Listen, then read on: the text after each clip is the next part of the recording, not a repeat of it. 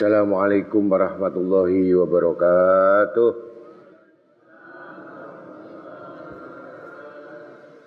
A'udzu billahi samii'il 'aliim minasy syaithaanir rajiim. Bismillahirrahmanirrahim. Alhamdulillah summa alhamdulilladzi waffaqa ibadul mu'minin li'adil amali shalihat.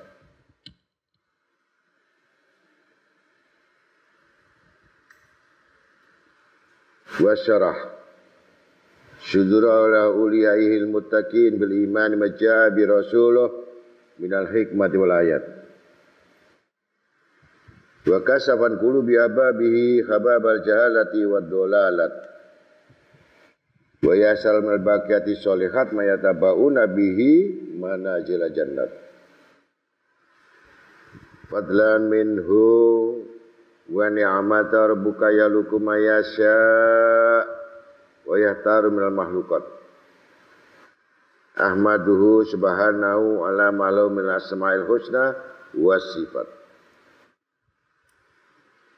washkuruhu ala masdahu minal in'ami wal barakat wa asyhadu an la ilaha illallah wahdahu la syarika la syahadatan arju biha la darajat wa asyhadu anna sayyidana Muhammadan abdu wa rasuluh sahibul ayati wal mujizat. Allahumma salli wa sallim wa barik wa karim wa addim ala sayyidina wa nabina wa habibina wa syafiina wa qatwatuna wa imamuna wa qurrati ayunina wa maulana Muhammad salatan tamla'u khajainallahi nuran wa takunu lana wal mu'minina farjan wa farhan wa sururan wa ala alihi wa sahbihi wa sallam amma ba'd. Ma'asyiral muslimin rahimakumullah. Ittaqullaha haqqa taqwahu washkuruhu farabi man syakara wasgalu alsinatakum bidikri fasaidu mandakara wa qalu ta'ala fi kitabil karim innal ladhina yatluna kitaballah wa qamu sholata wa fikum mimma razaqnahum sirwalaniyatan yarjuna tijaratan lan tabura yafiyahum ujurahum wajidahum min fadlih innahu ghafurun syakur. Wa qala Nabi sallallahu alaihi wasallam, innallaha ta'ala la yarda anil abdi an yakul akulata wa yashraba sarbata wa yahmadahu alaiha. Sadaqallahul ma'adim wa rasulih. Ma'asyiral muslimin rahimakumullah, alhamdulillah malam ini kita pada hadir khususnya pada tiap malam Kamis, yaitu hari Rebu,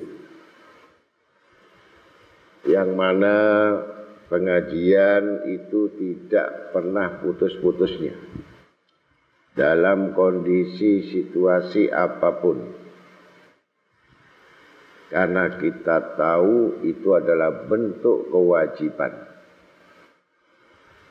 yang mana difardukan orang-orang menuntut ilmu, laki-laki maupun perempuan. Dan apabila ditinggalkan, maka tidaklah memenuhi seruan-seruan daripada Allah Ta'ala. Yang pertama. Yang kedua, tidak memenuhi seruan pada Nabi Muhammad SAW, bahwa ilmu itu adalah fardu yang diwajibkan. Sengaja atau tidak disengaja, sesuatu yang fardu ditinggalkan berarti dia telah meninggalkan perintah Allah dan perintah Rasulnya. Mudah-mudahan kita bagian-bagian orang-orang yang selalu mentaati perintah Allah dan Rasulnya, agar kita dijadikan hamba-hamba yang bersyukur. Karena itu termasuk hamba yang bersyukur. Kita diberikan umur panjang, kita masih ada waktu, kita diberi nafas, kita diberi rezeki, kita diberi pakaian, kita diberi makan. Maka wajiblah manusia itu bersyukur. Termasuk kita duduk di majelis ini orang-orang yang bersyukur.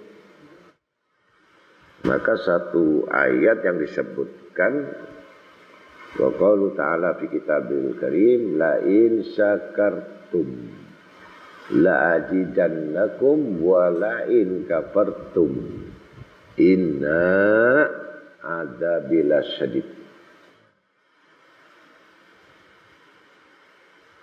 Bersyukurlah atas karunia nikmat-nikmat Allah, niscaya kamu akan ditambahkan nikmat-nikmat itu yang banyak. Walain kafartum, dan apabila kamu kufur terhadap nikmat-nikmatku, inna, sesungguhnya adzabul asyadid, siksa Allah sangat pedih kepada orang-orang yang kufur tadi. Nah, jadi kita bagian daripada syukur itu luas. Kalau kita bicara bab syukur saja, bukan hanya syukur makan, syukur melihat itu syukur, syukur bisa mendengar syukur, kita bisa ibadah syukur, kita bisa hafal doa syukur, kita paham dengan ilmu syukur, ditambahkan iman syukur, banyak sekali syukur kalau itu dibahas dalam bab-bab tertentu. Jadi jangan kita ambil kalau bab syukur hanya satu, nikmatnya makan, ya, atau nikmatnya kawin, atau nikmatnya punya anak, atau nikmatnya dapat rezeki. Banyak sekali nikmat-nikmat. Bahkan sampai diajarkan dalam surat Ad-Duha, wa amma bi ni'mati rabbika faqaddis. Dan mereka mendapatkan nikmat-nikmat selama-lamanya yang sudah tercantum dalam hadis. Selama-lamanya. Apa nikmat selama-lamanya? Yaitu nikmat yang dikekalkan di dalam surganya. Itu nikmat. Jadi kalau nikmat yang dimaksud di dunia ini bukan nikmat. Ya. Nikmat yang di dunia ini adalah bentuk ujian. Nah, apa ujiannya? Apakah dia nikmat bersyukur atau dia kufur? Itu ujiannya. Tapi kalau udah masuk surga, nggak ada kekufuran. Wong nikmatnya itu terus menerus, tidak ada putus-putusnya. Sehingga nikmat di dunia sejenak, sebentar, sedikit. Dan itu dikuatkan lagi satu ayat lagi. Walakin asaronas la yaskurun. Kebanyakan mereka tidak bersyukur. Kebanyakan. Jadi manusia ini bukannya sedikit yang bersyukur, kebanyakan. Nah, apa musuhnya yang tidak bersyukur? Suka mengeluh, suka enggak menerima. Ya. Nah di situ nggak syukur itu, keluhan-keluhan itu nggak syukur dia. Apa yang diputuskan Allah, yang ditakdirkan Allah, yang diberikan Allah, dia nggak pernah berterima kasih. Selalu mengeluh, mencari kepuasan-kepuasan yang lain, kepuasan-kepuasan yang belum pernah dicobanya, kenikmatan yang belum dicobanya. Baik dengan pandangan mata, dengan pendengaran, lidahnya rasa pun, makanya dia ingin mencoba semua makanan-makanan itu. Yang semuanya berakibat kotoran. Tetapi itu karena dia kurang puas. Jadi manusia itu gak pernah puas. Gitu. Jadi gak pernah selesai. Dan ingin sesuatu yang terus membuat yang satu yang baru. Bukan gak boleh. Tapi syukurnya kuat apa enggak. Kalau keinginan yang banyak, syukurnya harus banyak. Kalau nikmatnya sedikit, ya sedikit juga syukurnya. Ini kan jadi masalah. Nikmatnya banyak, syukurnya sedikit. Nah ini yang jadi masalah. Maka timbul kekufuran. Itu musuhnya. Padahal sudah terangkan kalau kamu tidak bersyukur ya kufur azab di dunia ini. Hanya nggak syukur. Jadi orang nggak syukur dianggap tidak berdosa. Orang nggak syukur itu, orang ngeluh itu sudah dapat siksa dari Allah. Jangan dipikir orang ngeluh tadi itu tidak dapat siksa dari Allah. Artinya dia mengendaki apa yang diinginkan, yang diputuskan tidak sesuai dengan keinginannya. Ini termasuk dia hanya mengeluh. Nah itu tunggu, dikumpulin dosa ngeluh ini tadi sampai banyak baru adab, siksa. Nah siksa yang pedih ini berarti nggak ada siksa setengah pedih. Di dunia dibuat sengsara terus, ya keluarganya, batinnya, semua pikirannya, hartanya, rezekinya, sakit semuanya disebabkan itu hanya kesalahan tidak bersyukur. Ini mukadimah. Jadi kalau kita pandai bersyukur tadi, ya alhamdulillah kita berarti mengisi hari-hari kita ini dengan ya belajar dengan pengetahuan ilmu ini agar kita mengetahui sampai sejauh mana target syukur kita ini sehingga kita betul-betul merasakan nikmat, hakikat nikmat yang dari Allah syukur ini. Kalau tidak kamu selalu mencari hakikat nikmat yang di dunia atau sifatnya kepuasan aja. Tetapi kamu hakikat nikmat dari Allah Ta'ala Belum memiliki berarti semakin kerakusan yang ada pada diri manusia. Nah, ini yang kita cari hakikat syukur, artinya nikmat yang langsung dari Allah Ta'ala. Nah, itu diberikan hati yang qanaah, hati yang nerimo. Itu orang syukur.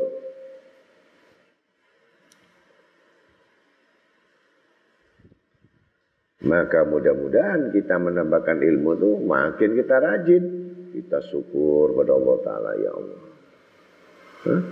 Bukan syarat saya ngaji selesai, tutup buku, selesai, bubar. Itu belum syukur. Ingat-ingat terus. Kemudian malam diulang-ulang, ya. Kemudian sampai jadi darah kita ini, nasihat guru itu walaupun 30 tahun masih ingat. Kita seminggu aja dia nasihat guru sudah hilang. Bagaimana yang 30 tahun kamu mengaji? Duduknya gimana guru, waktu nasihatin gimana, waktu berjalan gimana, waktu memandang gimana, itu ingat.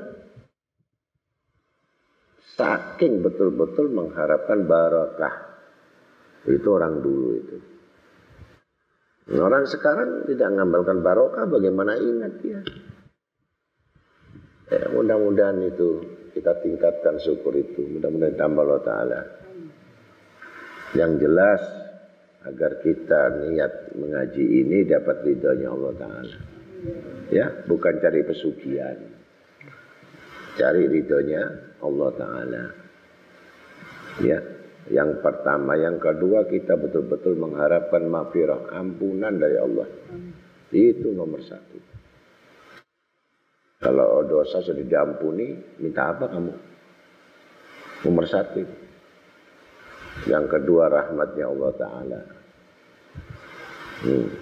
Kalau sudah dapat rahmat, dapat maghfirah, dapat kasih sayangnya, dapat pandangan Allah Ta'ala, niscaya kita akan lebih gembira lagi. Kalau kedua orang tua kita dapat pandangan dari Allah, dapat rahmat dari Allah Ta'ala, berarti masuk surga sama-sama. Nah, di situ belum saudara kita, belum famili kita, belum mertua kita, belum yang semua berhubungan dengan kita. Kita akan lebih gembira kalau masuk dalam komunitasnya orang-orang yang takwa. Nah, mudah-mudahan itu semuanya. Dengan sendirinya kita nggak usah banyak-banyak berpikir bagaimana nasib saya, rezeki saya. Ya, kalau memang kamu betul-betul beriman takwa kepada Allah, wa yarzuq min haitsu la tasib. Allah akan berikan jalan pada kamu dapat rezeki yang nggak disangka-sangka. Dan dapat juga nggak lupa dia sama Allah Ta'ala. Nggak ada uang yang nggak benar larinya itu, benar semuanya. Untuk sedekah, untuk menerimakan orang, ya, untuk kemudian untuk ibadat, kemudian untuk umrah, untuk haji, untuk selamatan. Jadi uangnya nggak kemana-mana, nggak ada yang habis di plesir itu. Lencer sana habis, mubadir habis semua, kerja lagi 1 bulan habis lagi, nggak ada nilainya. Gitu. Tapi kalau dia betul-betul ibadat kepada Allah, niscaya dia rezeki untuk Allah, kembali kepada Allah dan dibelanjakan untuk Allah. Nggak mana-mana dia. Dia cuma bernaung saja, dilun saja di dunia ini, sehingga akan dicukupi Allah Ta'ala. Ini dapat dari Allah, kembali kepada Allah, Allah kirim lagi, kembali pada Allah, terus berputar saja sirkulasinya. Nggak kemana-mana dia. Tapi kalau dibuat senang-senang, udah gak syukur, kufur lagi, disiksa lagi. Kemudian dihukum lagi, yang dikeluarkan lagi dikisah untuk apa kamu? Kamu habiskan untuk apa hartamu? Oh, saya senang-senang, habis dipukulin lagi. Gak enak-enak di dunia ini. Maka untuk itulah kita ngaji supaya kita bisa mempunyai keseimbangan dalam hidup, sehingga kita bisa menyongsong apa? Dalam kematian dengan gembira, yaitu husnul khotimah. Selawat serta salam dan pujian pada baginda Nabi Syafi, Nabi Musyafaq, Nabi awal, Nabi akhir, Mustafa Khairul Khalqillah Muhammad Rasulullah SAW dan para ahli keluarga dan sahabatnya semua. Mudah-mudahan di dalam bulan Sya'ban ini kita gencarkan juga membaca sholawat maulid Nabi, ya, sering ikut sholawatan, jangan malas, rajin ikut maulid. Karena ini bulan Sya'ban adalah bulannya Rasul Sallallahu Alaihi Wasallam, bulannya Nabi. Yang sudah saya ajarkan, bagaimana kita dawamkan sholawat itu satu hari 1000 kali, ya, sambil duduk, sambil berbaring, sambil berjalan, kalau bisa 1000. Guru bagaimana 1000 itu berat? Yang berat bukan kamu, iblisnya yang keberatan. Jadi kalau manusia baca 1000 nggak keberatan, iblisnya yang keberatan kalau baca 1000. Cukup 10 katanya. Itu katanya iblis. Iblis bin Jahannam itu nggak boleh. Jangan banyak-banyak kamu sholawat itu. Nanti kamu ditolong sama Nabi katanya. Mending kamu ditolong sama Fir'aun saja. Ya mudah-mudahan satu hari bisa baca selawat 1000 yang pendek-pendek saja.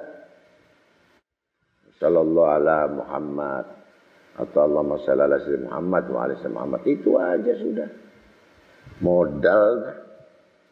Orang satu hari baca 1000 itu enggak sempit, enggak sepi kantongnya dari duit itu. Enggak sepi gitu. Ada aja. Nggak tahu dari mana, ada aja isinya gitu. Ya, orang baca selawat itu. Nah ini gimana Ustadz? Kalau namanya dia baca selawat tapi kok kering terus? Kita memang dia bangsanya pohon mati. Kalau mati ya kering terus dia. Kalau sudah dasarnya dia cinta sama Rasulullah Sallallahu Alaihi Wasallam, bagaimana dia kering? Wong semua itu dari cahayanya Nabi Muhammad SAW. Yang mudah-mudahan dengan selawat itu juga jaminan besok untuk mendapatkan tempat di surga. Pertolongannya Rasul Sallallahu Alaihi Wasallam itu gunanya kita baca selawat. Ya, bukan hanya nolong di dunia, tapi nolong sampai di sirat. Ditunggu oleh Nabi Muhammad SAW. Ya. Ma'asyiral muslimin rahimakumullah. Malam ini kita mengulang lagi dengan bab-bab yang lain tapi sebenarnya sama, yaitu tentang syukur yang kita ulang-ulang tetapi ada bentuk tambahan-tambahan.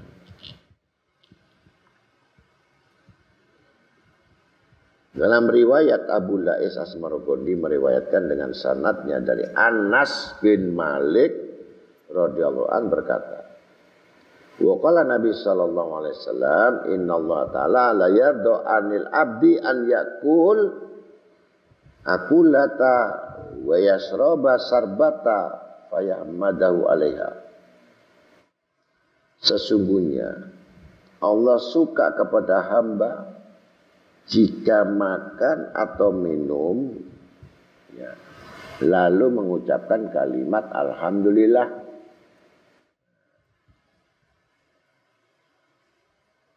Kelihatannya remeh kan? Hanya satu suapan saja misalkan alhamdulillah. Minum hanya satu teguk saja misalkan, nggak usah banyak-banyak. Ini contoh. Karena kebetulan satu hari nggak diminum.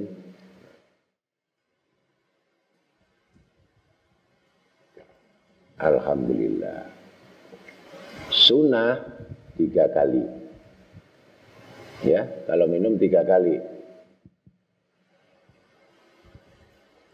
Alhamdulillah. Bismillahirrahmanirrahim. Tapi kalau langsung satu ini dihabiskan, itu onta. itu tidak ada sunnahnya. Bahkan tidak ada pahalanya. Jadi haus itu sehaus apapun kita haus, minimal 3 tegukan, dak 3 tegukan. Itu sunnah, ya. Karena kamu saking hausnya tadi, wogok gitu. Nah itu kena hukuman sebenarnya. Karena tidak sempat baca alhamdulillah. Apalagi setiap kita bisa meminum bismillah, nelan alhamdulillah. Ya, makan nasi bismillah, alhamdulillah, nelan. Kecap-kecap, nelan alhamdulillah. Begitu langsung alhamdulillah lagi. Pokoknya tidak nunggu habis. Gitu. Jadi makan, ingat alhamdulillah. Itu tanda syukur tenggorokan masih bisa nelen. Gimana kalau nyantol itu kalau nggak bisa nelen? Nah, ya, kamu masih lihat itu orang udah nggak bisa buka mulutnya, makanan nggak bisa masuk. Gimana mau baca bismillah, bagaimana baca alhamdulillah? Nah itu kan belum kamu lihat seperti itu. Jadi kita ini bersyukur ya. Enak gigi sakit aja nggak bisa alhamdulillah kamu. Mana yang enak? Begitu gigi cekuat, mana sakit? Nikmat gak itu? Nah, dikurangi dikit aja sama Allah itu. Udah tidur nggak nyaman, jalan nggak nyaman, dengar suara marah, ya. Itu nikmat yang kecil-kecil aja tuh jarang orang mensyukuri itu.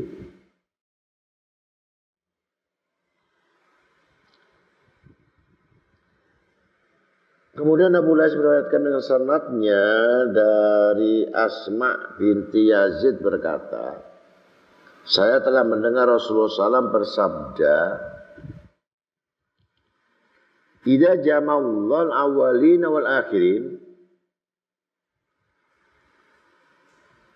yaji'u munadin yunadi bisautin yasma'uhu al-khala'iq. Saya'lamu ahlul jam'i yauma man aula bil karam. Yakumil ladzi tatajafa junubuhum anil madaji. Fayakumuna wa hum qalil summa yunadi liyakumil ladzi kanat la tulhihim tijaratan wala bai'un an dzikrillah. Fayakumuna wa hum qalilun summa yunadi liyakumil ladzi kanu yamadunallahi ta'ala fis-sara wad-dara. Fayakumuna wa hum qalil summa yuhasabu sairun nas." Artinya, apabila Allah mengumpulkan makhluk yang pertama hingga yang akhir, maka datang penyeru dan berseru dengan suara yang dapat didengar oleh semua makhluk. Kini akan diketahui oleh semua makhluk siapakah yang patut mendapatkan kehormatan pada hari ini. Bangunlah orang-orang biasa merenggangkan pinggangnya dari tempat tidur. Maka bangunlah mereka dan sedikit. Kemudian seruan kedua, bangunlah orang-orang yang tidak dapat dilalaikan oleh dagangan atau jual beli untuk berzikir kepada Allah Ta'ala. Maka bangunlah mereka dan hanya sedikit manusianya.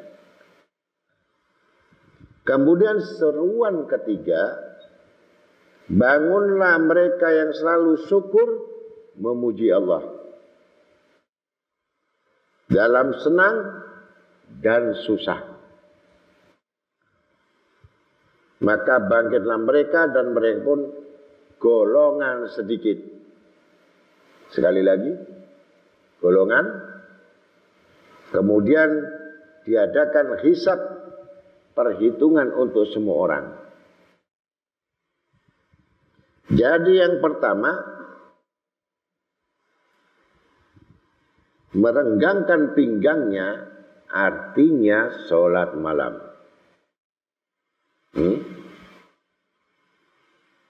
Enak-enak tidur, direnggangkan, ikat pinggangnya, badannya mulet, kemudian kumpandir biyaumil lail,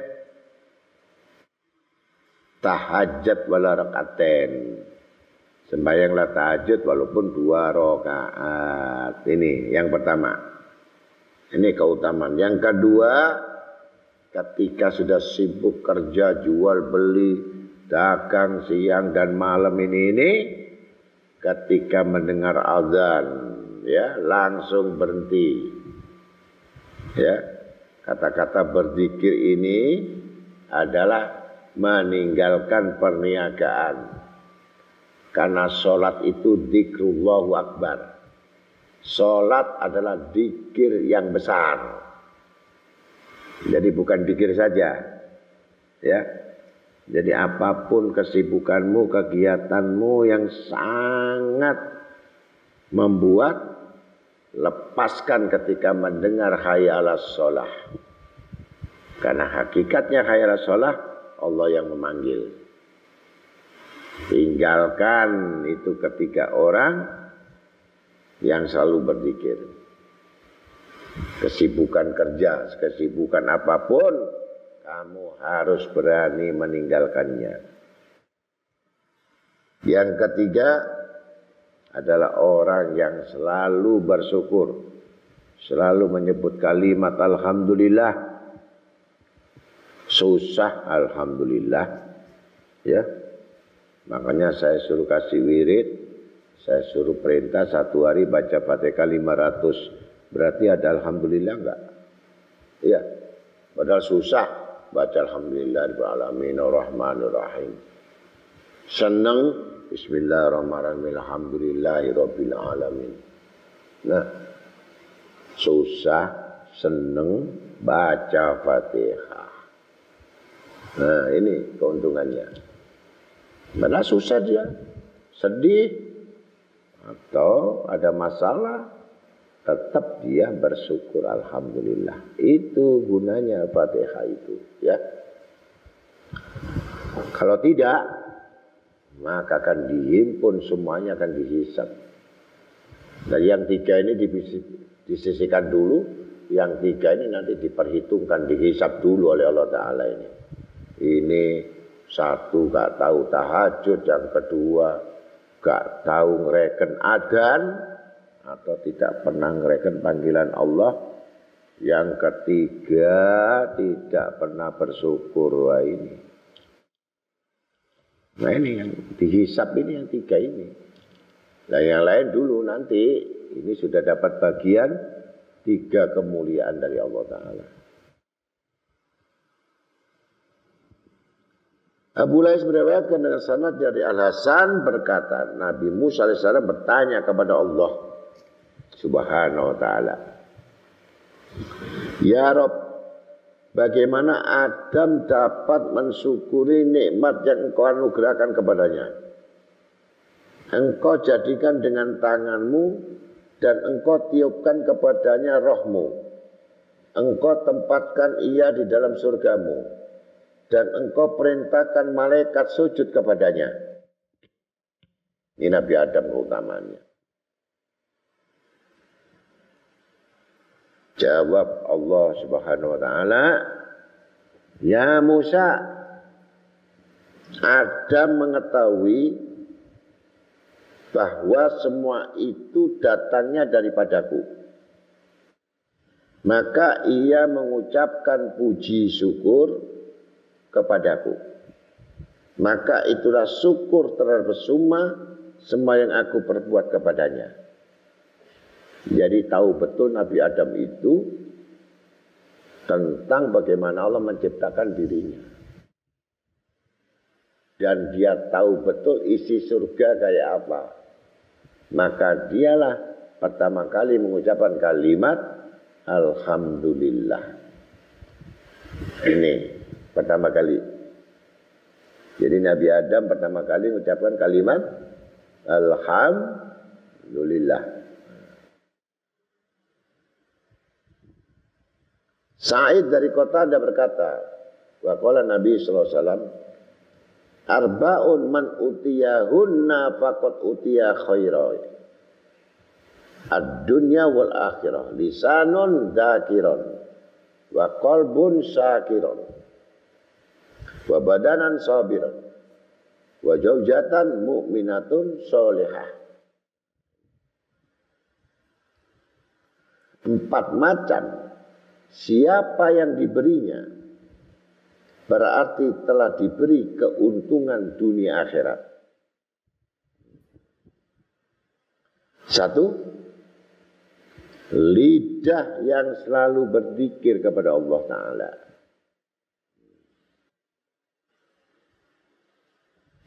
Yang kedua, hati yang selalu bersyukur.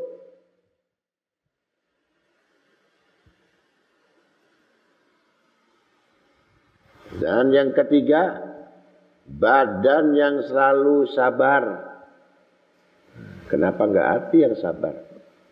Kok badan suruh sabar? Kalau hati suruh bersyukur, mesti kan hati sabarkan hatimu. Keliru kan? Mesti sabarkan badanmu kan gitu. Ojo ngamuk kan gitu. Kalau ngamuk yang gerak itu hatinya atau badannya? Hati yang bersyukur, badan yang sabar. Yang keempat, istri yang mukminat solehah. Jadi jangan cari istri yang solider, yang solehah. Ngerti solehah? Mau ngaji, Mas, ini waktunya ngaji, Mas, berangkat. Kata suaminya, ini hujan-hujan, Dek, nggak usah. Nanti setelah ngaji aja. Setelah kehujanan baru pulang, saya kasih hadiah. Itu istri solehah. Kalau istri solider lain lagi. Ngapain ngaji? Mall.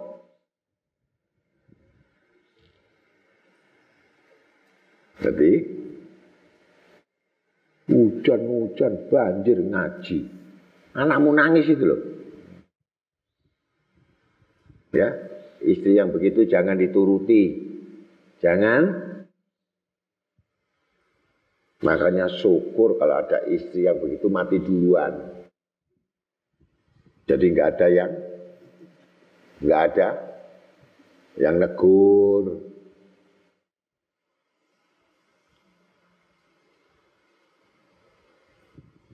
Nah ini baru ada doa Nabi Daud, nanti insya Allah kita tuliskan di Instagram. Ya, nanti baru disalin ini.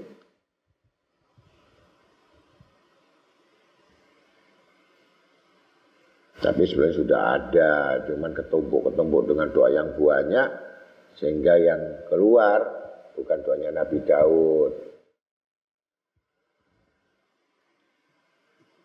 Ditanya doanya siapa? Nabi Daud nggak hafal. Doanya Nabi Adam nggak hafal. Doanya Nabi Sulaiman tambah. Doanya Nabi Ayub tambah. Yang hafal doa apa? Asmaul Husna. Yang mana? Ya Fatah, ya Razak, ya Fatah, ya Razak. Itu Masya Allah. Padahal ngaji sama saya 20 tahun. Duduknya di depan lagi 20 tahun. Ini 20 tahun. Ada 20 tahun? Enggak ada kan? Enggak ada. 2 tahun. Kalau ngaji 2 tahun, anak kemarin sore, enggak apa-apa. Doanya AIU. Sama babiku.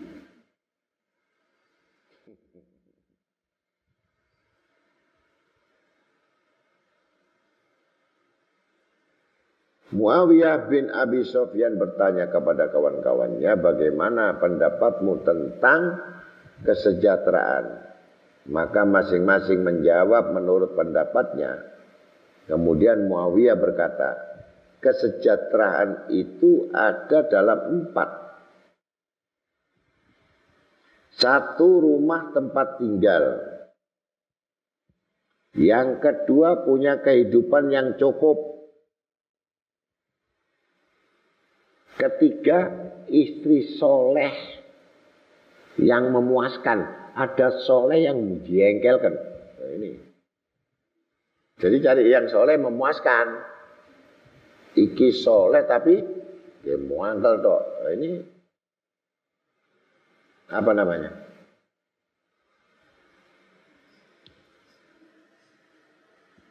Dan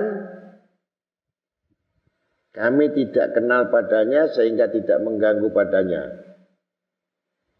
Yakni seseorang yang tidak dikenal oleh pemerintah, raja. Ngerti? Lebih aman dan selamat dari godaannya. Ngerti? Ngerti maksud saya? Menjauh. Nggak kenal, bahaya kalau kenal. Nanti bisa online. Kamu tahu online? Apa online? Shopee.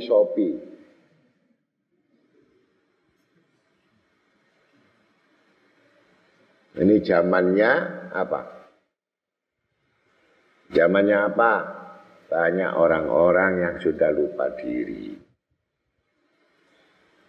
Maka wajib seseorang itu selalu mendoakan pemerintahan itu supaya pemerintahan itu betul-betul adil dan makmur. Kalau adil dan makmur, yang enak siapa? Rakyatnya kan? Iya. Sekarang banyak apa lagi? Banyak kejahatan, banyak musibah, banyak keburukan. Ngerti? Jadi jangan mendekati yang di sini maksudnya raja-raja, pimpinan-pimpinan yang dolim, yang adil, bijaksana, taat kepada Allah dan Rasul. Nah itu kita ajak kerjasama antara ulama dan umara. Yang dolim bisa. Bisa enggak yang korupsi itu diajak kerjasama? Enggak bisa. Yang maling? Enggak bisa. Jadi yang ngaji saja, yang bohong saja enggak bisa diajak kerjasama kok. Betul. Nah, mudah-mudahan kita ini semuanya bisa diajak kerja bakti. Kalau kerjasama susah lah. Allahumma salli wa sallim